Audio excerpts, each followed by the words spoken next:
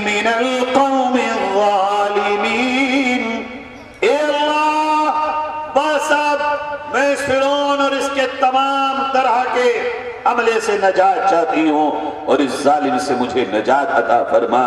ایک ملک کی ملکہ نے اللہ کی محبت اور ایمان کو سامنے رکھتے ہوئے جان دے دی، مگر اللہ کی اس دولت سے منہ موڑ کے اس کی نافرمانی کا راستہ اختیار نہیں کیا۔ ماؤ، آج تو تم سے گھر بھی نہیں مانگا ہم نے، آج تم سے کمروں کے آرام نہیں مانگے ہم نے، تم سے تمہارے سجے ہوئے زیور نہیں مانگے ہم نے، تم سے ہم نے تمہارے عیش و عشرت کے سامان نہیں مانگے، ہم نے تم سے صرف یہ کہا ایمان سمجھو، اور یہ جو اولاد ہے اس اولاد کو ایمان کے گھونٹ پلا دو۔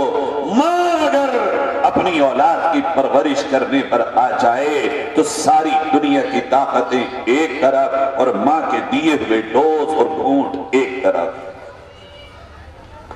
ماں جو ہوتی ہے، ماں ہے، ماں کا نکلا ہوا جملہ اور دنیا بھر کے نکلے ہوئے جملوں کے اثرات الگ ہوتے ہیں۔ ایک میں پکاروں بیٹا، ایک آپ پکاریں بیٹا، اور ایک ماں آواز دے بیٹا۔ ماں کا جو لفظ ہے بیٹا، وہ لفظ نہیں ہوتا، وہ محبت میں ڈوبا ہوا، وہ دل سے نکلا ہوا وہ لفظ ہوتا ہے جو بیٹے کے دل پہ جا کے لگتا ہے۔ ماں اگر تم کھڑی ہو جاؤ اس دور میں کہ اپنے کوکھ سے پیدا ہونے والے ہر بچی اور بچے کو حسین کے نقش قدم پہ چلانا ہے، فاطمہ کا جانشین بنانا ہے، تو کوئی یہ دور اتنا گیا گزرا نہیں ہے جو انقلاب پیدا نہیں کر سکتا، جو یہ دور ایسا نہیں آیا کہ اس دور میں اللہ تعالیٰ اپنے تمام انسان بندوں کو روشنی کے راستے نہیں دکھا سکتا۔ آج بھی یہی دور ہے، کھڑے ہونے کی ضرورت ہے کہ تم اپنے اندر کے ارمانوں کو جگاؤ اور یہ سمجھو کہ اللہ نے تمہیں یہ مقام جو عطا کیا ہے یہ کیوں کیا ہے۔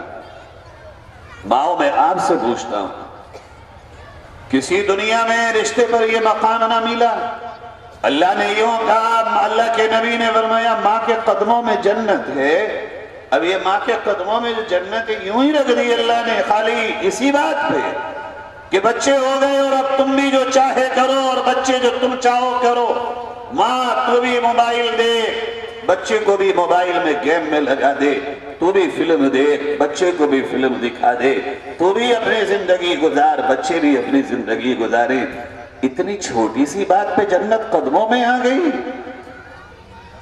سوچ کے دیکھ میری ماں، تیرے قدموں میں تیرے رب نے جو جنت رکھی ہے یہ مقام یوں ہی نہیں ملا، یہ مقام اس لیے ملا ہے کہ یا تو آسمانوں سے اوپر عرش معلی پہ جلوہ افروز رب ہے بچے کے لیے، یا دوسرا پرورش کا ذریعہ تو ہے، اور تیرا یہ بچہ اس کچی مٹی کے مانند ہے، جیسا تو سانچے میں رکھے گی ویسا ہی نکل کے آئے گا۔ میری پیاری بہنوں، ایسی ماں بنو جیسی ماں اسماعیل کی ماں تھی، حضرت ہاجرہ کی ماں آج حضرت اسماعیل کی ماں حضرت ہاجرہ۔ آج زمانہ پھر تمہیں ہاجرہ بنتا دیکھنا چاہتا ہے، پھر اس زمانے کو آج کچھ اسماعیل اور کچھ ہاجرہ جیسی خواتین کی ضرورت ہے اور اسماعیل سے بچوں کی ضرورت ہے۔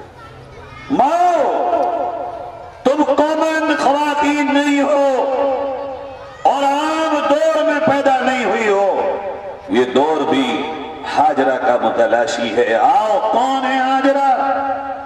ایسی پرورش اپنی اولاد کی کرو، ایسی پرورش کرو اور ایسا اپنا اللہ سے رابطہ جوڑو کہ اگر تمہاری اولاد کو قربانی دینے کا وقت آئے، بالکل سوچے بغیر، وداؤٹ ہیجیٹیشن، ایک لمحہ خطا کیے بغیر اس کی زبان پہ جاری ہو جو اسماعیل کی زبان پہ جاری ہوا تھا، اللہ تیرے دین کے لیے جو بھی قربانی چاہیے بندہ تیرا حاضر ہے، چونکہ اس سے پہلے بھی بندوں نے قربانیاں دی۔ کہاں سے لائیں ایسی مائیں؟ آسمان سے آئیں گی؟ زمین کھود کے لاؤ گے، نہ میری ماں تمہیں بننا پڑے گا، تمہیں قربانی دینی پڑے گی، تمہیں جاگنا ہوگا، تمہیں اپنی گود میں لوریوں میں بچوں کو اللہ کی لوریاں سنانا ہوں گی، اب تمہیں موبائلوں کو طاق میں رکھنا پڑے گا، اب تمہیں ہر وقت گھر کی سجاوٹ سے کچھ غفلت کرنی ہوگی، اب تمہیں کھانے اور پکانے کے شوق اور ذوق اور دعوتوں کے انبار سے تھوڑا سا نکل کے آنا ہوگا، ورنہ یاد رکھو کوکھ سے تمہاری جنم لینے والا کہیں ایسا نہ ہو ایک وقت آئے کہ وہ اللہ اور اس کے رسول کے ایمان کو چھوڑ کے کہیں اور اپنی زندگی بند کرو گی تو بی بی فاطمہ کی نقل کون اتارے گا؟ انہیں تو پتہ ہی نہیں ہے کون ہے فاطمہ، انہیں پتہ ہی نہیں کون ہے عائشہ، انہیں پتہ ہی نہیں کون ہے صفیہ اور خدیجہ، انہیں پتہ ہی نہیں کون ہے صحابیات اور ولیات، وہ تو سراپا دنیا میں مست ہیں، تم بھی انہیں کی نقل اتارو گی تو انہیں کون یاد کرے؟ تمہیں تو چلتے ہوئے اس دھارے میں بی بی فاطمہ کے رول کو ادا کرنا ہے، اور وہ رول یہ تھا، بیمار ہو گئی، حضرت علی سے کہنے لگی علی میرا دل انار کھانے چاہ رہا ہے، ہو سکے تو انار لا دو۔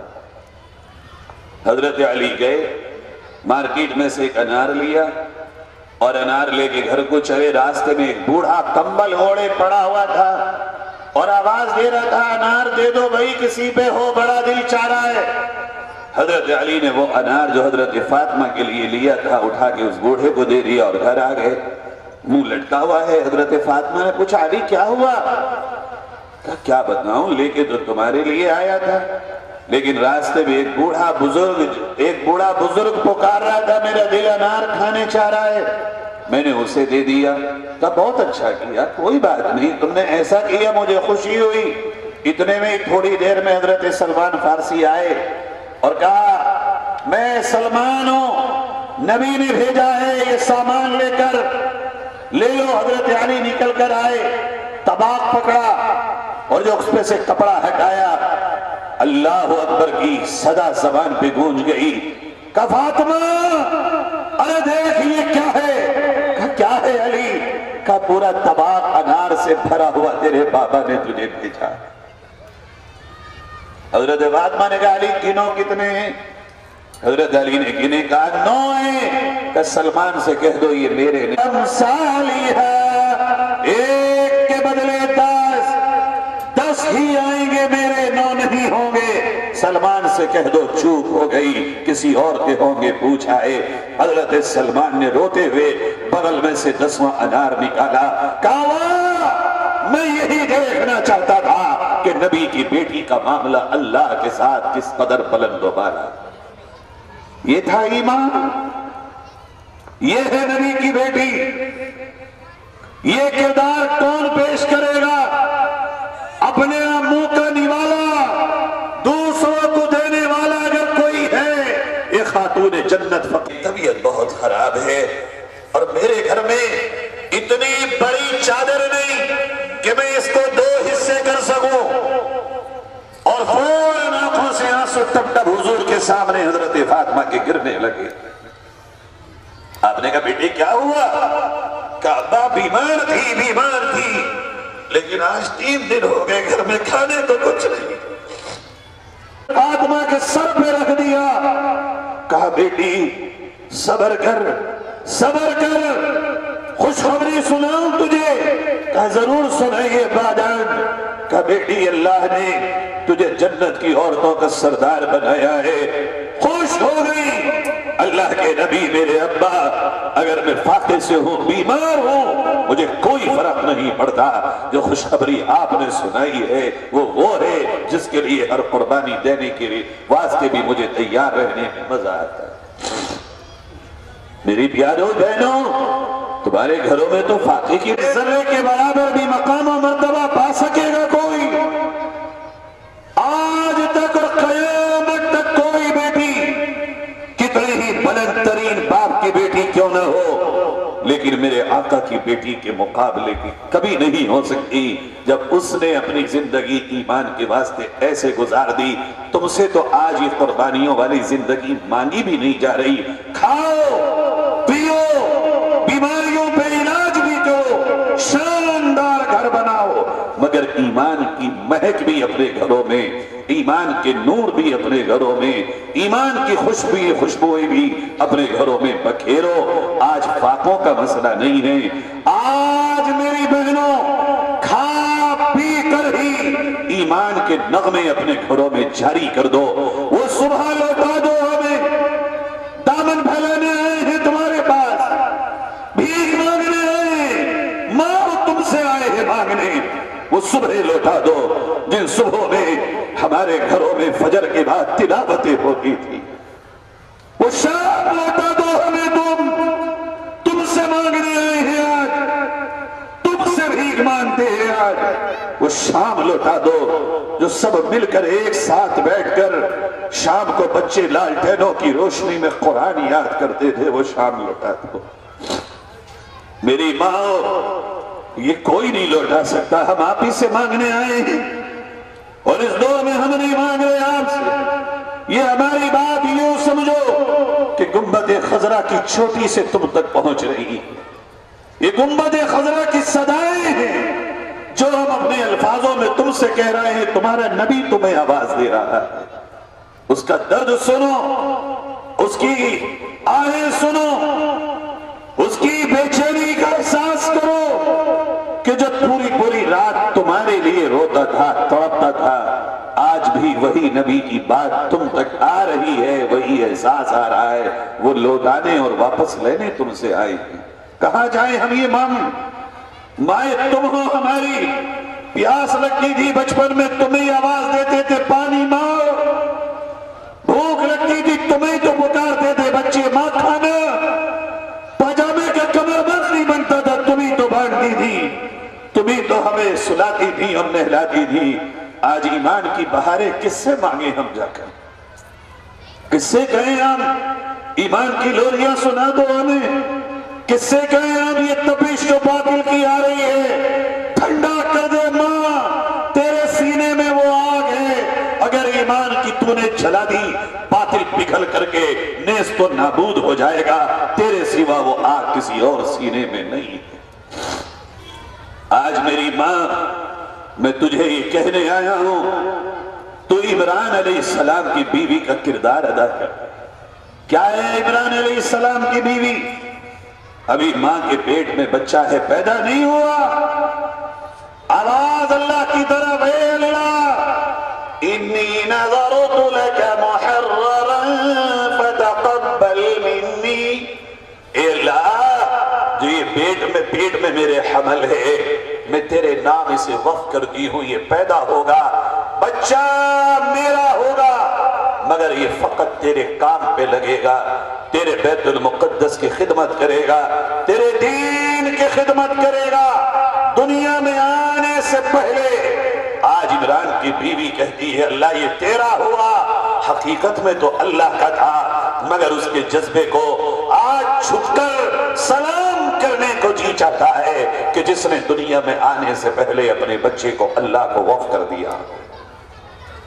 یہ جذبہ پھر دوبارہ جگانے کی ضرورت ہے، یہ دور پھر تقاضا کرتا ہے ماں اپنے بچے پیدا ہونے پہ انہیں بڑے بڑے خواب مت دیکھو کہ یہ بنے گا، میرا بچہ بڑے ہو کے اتنے منزلہ مکان، اتنی بڑی دولت کا مالک بنے گا۔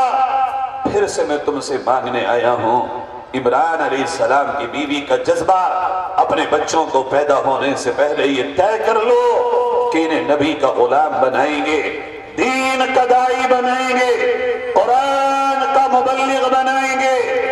ایک ماں کی سب سے بڑی خوش نصیبی یہ ہے کہ اس کا بچہ دین کے لیے قبول ہو جائے۔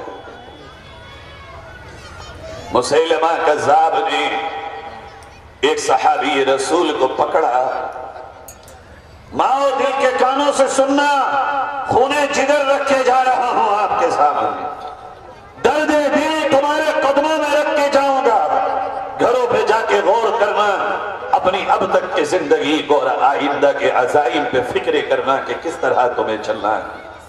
مسیلمہ کذاب نے ایک صحابی کو چنگل میں پھنسایا، ادھر سے گزر رہے تھے اور ان کا موسلا کر دیا، یعنی ٹکڑے ٹکڑے کر کے ایک کپڑے میں باندھے اور پھر اسے ان کی ماں کے پاس بھیجا۔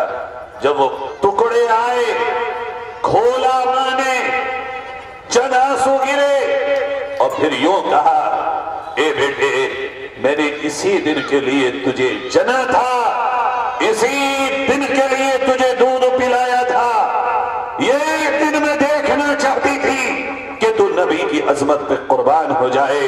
میں کامیاب ہو گئی، میری محنت کامیاب، میرا دودھ پلانا کامیاب، میرا حمل کا درد کامیاب کہ تو نبی کی عظمت پہ قربان ہو گیا۔ ماں تیری نیند حرام ہو جائے اگر تیرا بچہ دین سے دور جا رہا ہو، اللہ سے دور جا رہا ہو، تیرا تو اس بچے کو پیدا کرنے کا مقصد ہی ختم ہو۔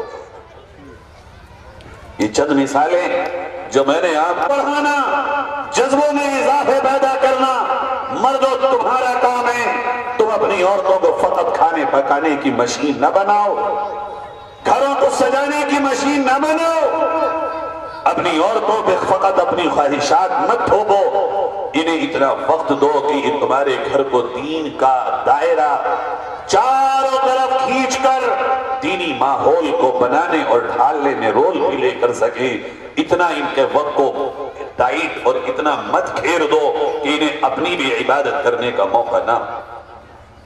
اس کی ایک مثال دے کے میں بات کو سمیٹ کے ختم کرتا ہوں۔ مثال یہ ہے کہ رمضان میں ہم افطار کرتے ہیں، عورتیں افطار کے وقت تک کھانا بنا رہی ہوتی ہیں، پکوڑیاں تل رہی ہوتی ہیں، سموسے بنا رہی ہوتی ہیں، پراٹھے بن رہے ہوتے ہیں، اذان کا وقت ہوا، عورت ابھی دسترخوان بچھا رہی ہوتی ہے۔ کیسے مرد ہیں ہم یہ نہیں کر سکتے؟ اور یہ بھی مثال دے رہا ہوں، ہر روز یہ ہو، ایسی آسانیاں ہوں، چائے بعد میں بنا لینا، افطار کے ایک ایک کھجور سے افطار ہوگی، مگر سب گھر کے لوگ بیٹھ کے اگر دعا میں اللہ کے سامنے ہاتھ پھیلائیں کیا منظر ہوگا؟ ارے وہ تو دینے تیار بیٹا، مانگنے والے تو وہ تو ان کو بھی کھلا رہا جو اس کے نہیں تو تمہیں نہیں دے گا، رات دن اس کی بغاوت کرنے والے انہیں بھی روٹی روزی کپڑا دے رہا تو تمہیں نہیں دے گا۔ میرے بھائیوں، ہمارا کام ہے صبح فجر ہو، چائے نہ مانگو، آؤ سب مل کر قرآن پڑھو، دوپہر کا وقت ہو اگر کھانے میں دیر ہو تو غصہ مت کرو، پوچھو کہ کیا بات ہے، طبیعت خراب تو نہیں، پوچھو کہ گھر میں کوئی ایسی پریشانی تو نہیں ہے کہ جس کو ہم تعاون کر کے دور کر سکتے ہیں۔ میاں بیوی کا، ماں اور بچوں کا رشتہ حاکمانہ غلامانہ نہیں ہے، یہ برابری کا رشتہ ہے، یہ بندھن ہے، ایک دوسرے کے غموں کو بانٹنے کا، خوشیوں کو شیئر کرنے کا، ایک دوسرے کے ساتھ چلنے کا، ایک دوسرے سے مل کر آنے والی نسل کی پرورش کرنے کا۔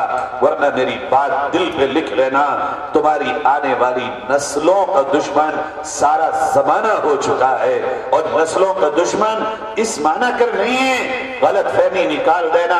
آخری بات پہلی بات سے جوڑتا ہوں، یہ مت سوچنا کہ یہ دنیا تمہاری دولت کی دشمن ہے، مال کی دشمن ہے، جائیداد کی دشمن ہے، نوکریوں کی دشمن ہے، بلڈنگوں کی دشمن ہے، عہدوں کی دشمن ہے، کاروبار کی دشمن ہے، دکانوں کی، شو روم کی تمہاری دشمن ہے۔ یہ دنیا اگر تم سے خائف ہے، خوف زدہ ہے، ڈر رہی ہے، فقط اور فقط اس لیے کہ کہیں تمہارے سینوں میں ایمان پورے طور پر جگمگا نہ جائے اور تمہارا ایمان اصل حالت میں واپس نہ آ جائے، اس لیے ساری دنیا تمہاری دشمن۔ دنیا تم سے دولت نہیں چھیننا چاہتی ہے، وہ تم سے تمہارے سینوں سے ایمان نکالنا چاہتی ہے۔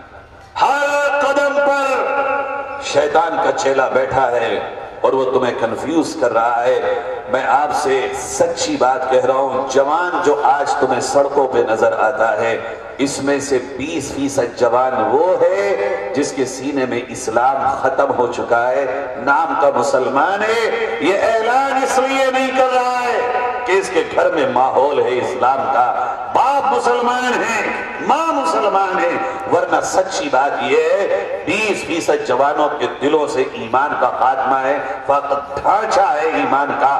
فکر کرو، یہ تمہارا مال ہے، تمہاری امانت، تمہارا سرمایہ، کوئی اور اس کی فکر کرنے نہیں آئے گا، کوئی اور اس کو بچانے نہیں آئے گا، اپنے مال کی حفاظت تمہیں کرنا ہوگی، تمہیں ہی قربانیاں دینی ہوں گی۔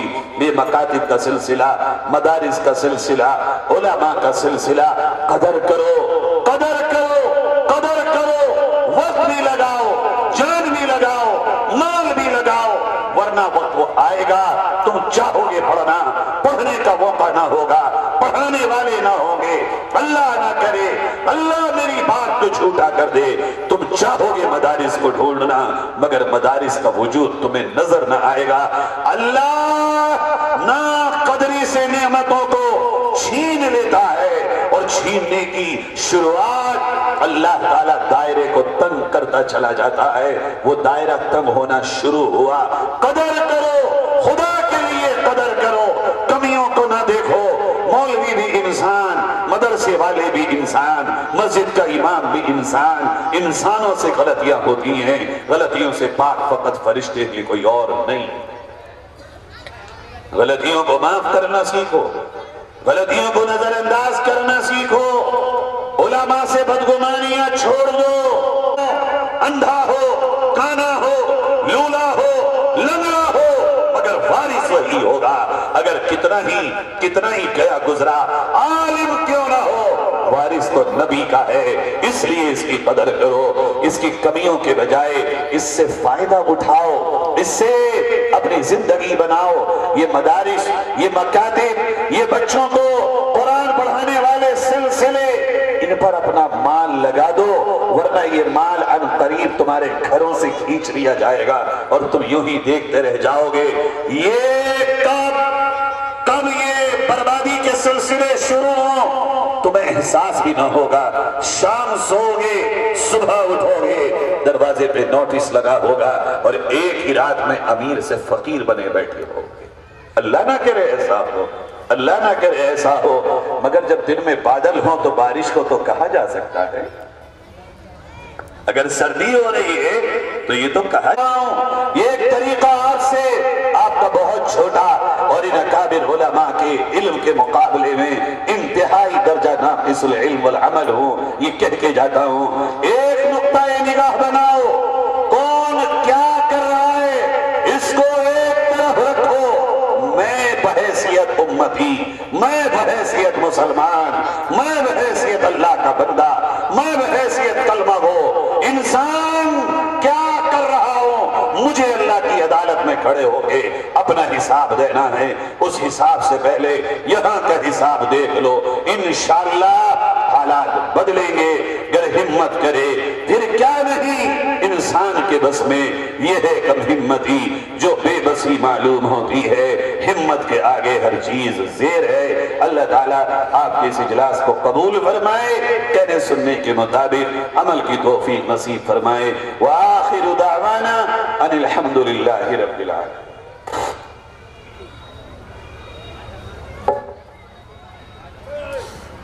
الحمدللہ مدرسین حضرات، ائمہ اکرام اور حضرت مفتی صاحب دامت برکاتہم کے 4 خلیفہ موجود ہیں، میں اس پر بھی شکریہ ادا کرتا ہوں اور فخر محسوس کرتا ہوں، اور اس پر بھی مزید برآں کہ میں نعمت غیر مترقبہ